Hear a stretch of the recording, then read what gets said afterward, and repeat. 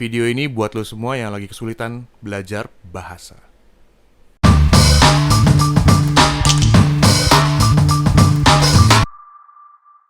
Selamat gini hari semuanya. Sebelumnya gue mau disclaimer dulu bahwa gue bukan guru bahasa dan gue juga gak jago bahasa. Ini insight-nya bukan dari mana-mana, tapi dari pengalaman gue sendiri selama gue belajar bahasa itu kayak apa dan apa yang gue amatin selama ini.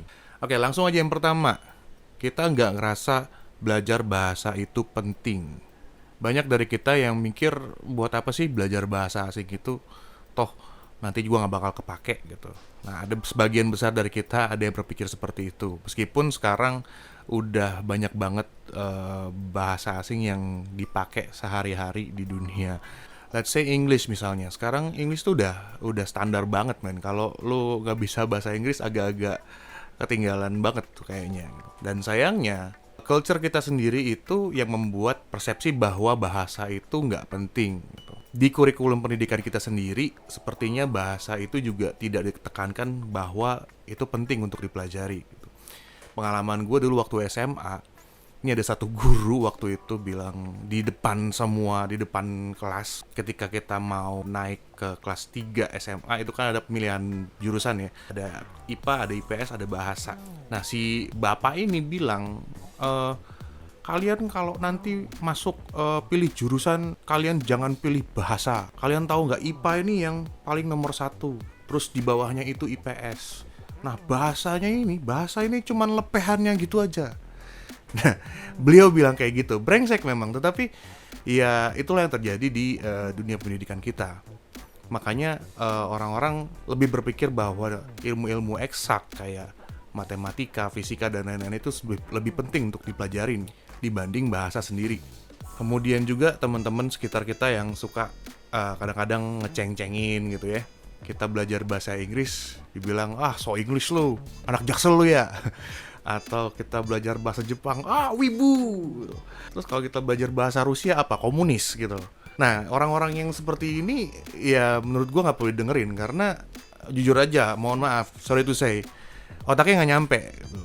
Otaknya nggak nyampe ke sana. Jadi percuma lu dengerin mereka, karena mereka nggak tahu apa yang mereka omongin sebetulnya gitu. Mereka nggak tahu buat apa sih orang-orang belajar bahasa.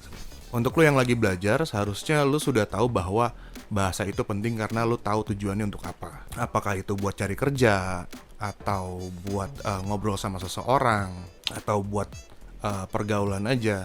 Macam-macam tujuannya. Tapi lu bisa sadari bahwa belajar bahasa itu penting. Dan gue juga punya pengalaman menarik.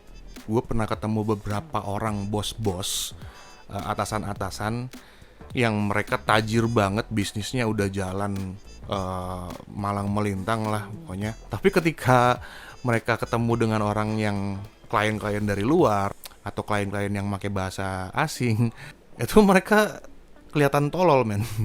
Jadi setajir apapun lu, sesukses apapun lu, kalau lu berhadapan sama orang-orang yang pakai bahasa asing atau ketemu bule atau ketemu apa, terus lu nggak bisa bahasanya, lu akan kelihatan super tolol.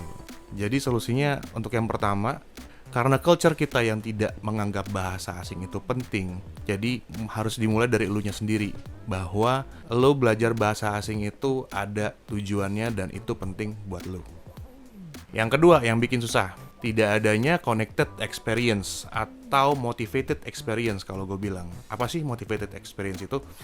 Jadi ada satu kejadian atau satu pengalaman yang mengaitkan lo dengan bahasa asing itu sendiri. Contohnya, gue lumayan beruntung karena gue punya orang tua yang mengencourage untuk belajar bahasa asing, khususnya English dari dulu, dari kecil banget.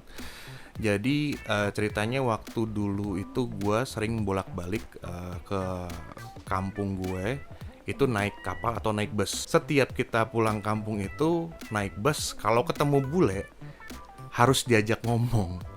Itu adalah challenge yang dikasih sama nyokap gue. Itu ada bule tuh, kamu ngomong. Jadi gue bisa praktis.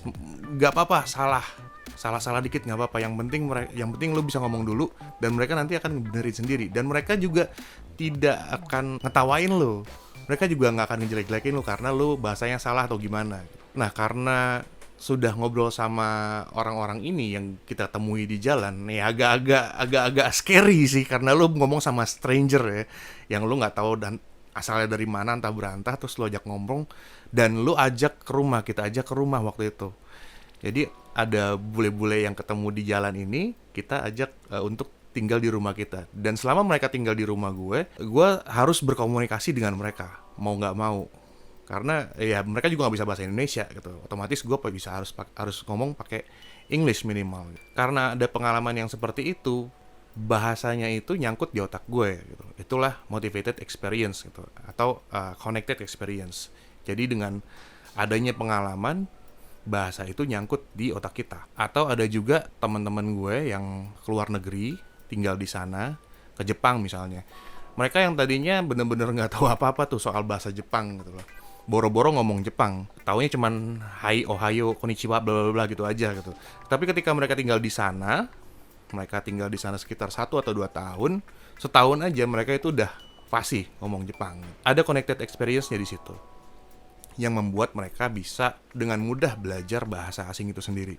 Sekarang gimana caranya kalau connected experience itu nggak bisa kita dapet gitu?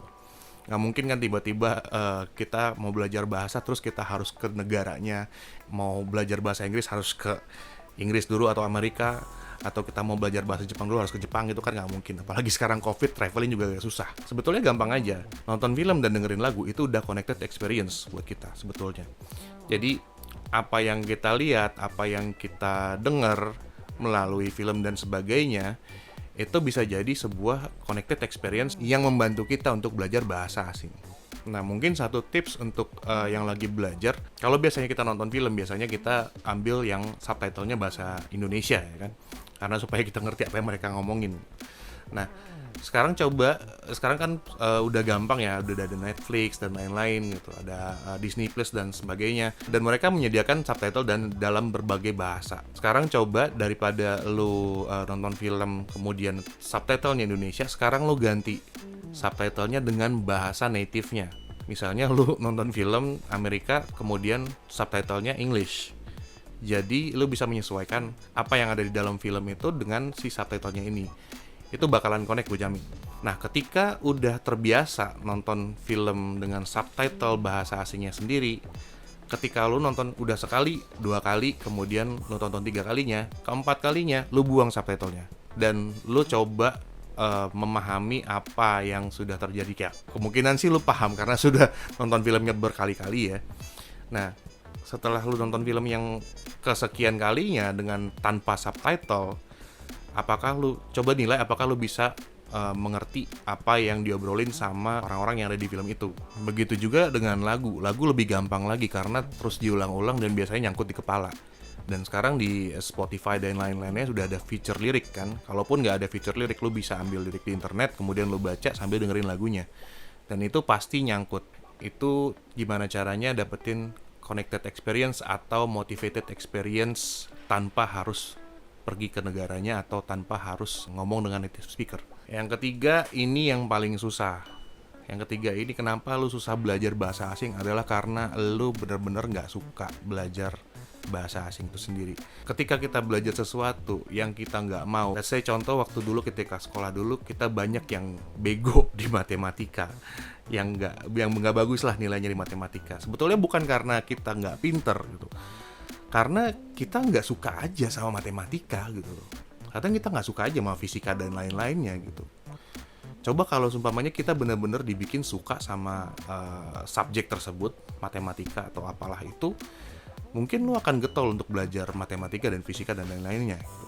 Sama juga seperti bahasa, kalau seumpamanya lu nggak suka dengan bahasanya atau budayanya atau apapun itu, lu nggak akan bisa belajar bahasanya sampai kapanpun karena lu nggak suka. Dan karena lu nggak suka, lu merasa belajar bahasa asing itu adalah beban. Jadi ujung-ujungnya ada teman-teman gue yang ikut les English, ikut les Jepang, apa segala macam. Ujung-ujungnya mereka give up karena ya udah itu jadi beban buat mereka. Karena mereka aslinya pada dasarnya emang nggak suka belajarnya. Atau yang paling banyak nih ada orang-orang yang belajar bahasa asing cuman untuk dapetin ijazahnya doang atau sertifikatnya doang. Ini paling parah menurut gua, paling banyak ya. Dan ini yang seharusnya tidak terjadi dan tidak boleh ditiru. Gua pernah ngajar di satu lembaga bahasa Jepang, dan ketika itu ada ujian. Setelah ujian itu ada beberapa siswa yang dapat nilainya outstanding. Itu udah paling tinggi banget tuh. istilahnya keren banget ini anak pintar banget berarti nih kalau dapet nilai outstanding. Kemudian gue iseng nanya gitu, wah kamu hebat ya dapat outstanding, gila belajarnya keren banget gitu. Oh iya iya, terus gue tanya, ima nanji desu ka? Dia bengong, hah? Apa? Gue tanya lagi, ima nanji desu ka? Nihongo wakaru yo ne? Terus dia bengong lagi kan, baru gue giniin, ima nanji desu ka? Oh, jam. Dan ternyata mereka sama sekali, gue nggak tahu gimana mereka bisa lulus ujian seperti itu ya, mungkin kemungkinan besar nyontek gitu ya, atau dapat bocoran bagaimana. Tapi ujung-ujungnya ya udah, itu that's on paper gitu. Itu cuman sebuah ijazah dan sertifikat yang mereka terima, tapi ilmunya sendiri nggak nyampe. Karena ketika lo belajar bahasa, seharusnya lo suka sama bahasanya, lu juga suka sama budayanya. Karena ketika lu belajar bahasa asing, lu nggak akan terlepas dari belajar budaya itu sendiri gitu. For example, kalau lu belajar bahasa Jepang, kemungkinan besar lu emang demen Jepang-Jepangan gitu loh. Dan kalau misalnya English, mungkin lu adalah Potterheads or someone who reads Lord of the Rings, Game of Thrones dan lain-lainnya gitu. Ada keterkaitan yang erat antara bahasa dan budaya sebuah negara atau sebuah bahasa. Untuk yang ketiga ini bener-bener harus lo cari sendiri. Misalnya lo nggak suka belajar bahasa English.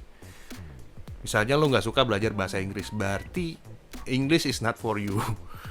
I'm sorry to say, tapi ya again, English adalah standar gitu. Mau nggak mau lo harus belajar. Yang misalnya lo bener-bener nggak suka English, ya udah lu cari bahasa lain gitu. Lu cari bahasa lain, misalnya bahasa Jepang kah, Italia, Spanyol dan lain-lainnya gitu. Lu ada banyak banget bahasa asing yang bisa lu pelajarin. Kemudian ada lagi yang baru belajar banget, kemudian baru belajar beberapa lama dia udah nyerah gitu. Padahal belajar bahasa itu nggak kayak gitu. Nggak mungkin lu seminggu belajar terus lu langsung jago gitu, nggak bisa. Semua ilmu apapun itu, kalau dia tidak diulang-ulang, kalau dia nggak dipelajarin terus, dia akan hilang gitu. For example, kalau kayak gue belajar bahasa Jepang waktu itu, ketika gue lagi getol-getolnya banget, itu gue bisa hafal antara 100 sampai 200 kurang lebih ya kanji. Nah sekarang ketika gue udah tahunan gue nggak belajar lagi, sekarang benar-benar lupa, blank sama sekali. Jadi nggak ada tuh lo langsung nggak ada tuh lo belajar bahasa pertama kali cuman sebentar kemudian lo jadi jago, nggak mungkin. Itu ada prosesnya, bertahap. Kalau seumpamanya memang lo nggak suka belajar bahasanya dan budayanya, cari deh yang lo demen apa, yang lo suka apa bahasanya, yang lo suka apa budayanya, lo pelajari itu. Oke, segitu dulu video dari Mobaliko hari ini. Thank you yang udah nonton, dan please like, comment, and subscribe, dan bagikan video ini kalau berguna. I'll see you in the next video.